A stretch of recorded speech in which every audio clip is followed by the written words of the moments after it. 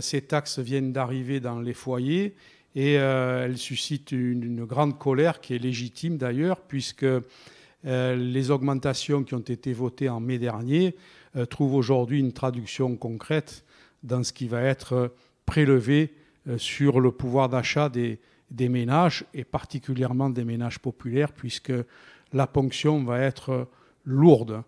On parle de 150 à 250 euros en fonction donc des logements. Et il faut savoir aussi que dans les HLM, les hausses vont être répercutées. Alors la question se pose, combien seront-ils à ne pouvoir payer? Combien devront-ils se priver de manger, par exemple, pour payer les loyers? Donc c'est ces questions-là qui ont été évacuées cyniquement du débat en mai dernier par la majorité nationaliste de la CAB pour produire l'augmentation donc de ces impôts qui aujourd'hui pèsent lourdement sur le pouvoir d'achat des ménages bastiais, si on n'en tient compte que de cela, d'autant plus qu'il y a eu, vous le savez, une révision des bases locatives pour 15 000 logements,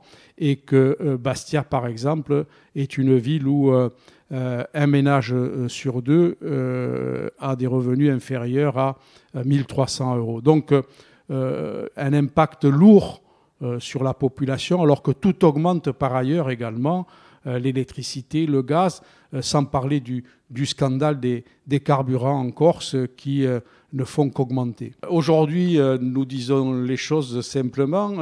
Nous appelons à manifester devant la CAB le 22 octobre à 17h pour demander à la majorité et aux élus de la CAB de baisser les impôts parce qu'on n'en peut plus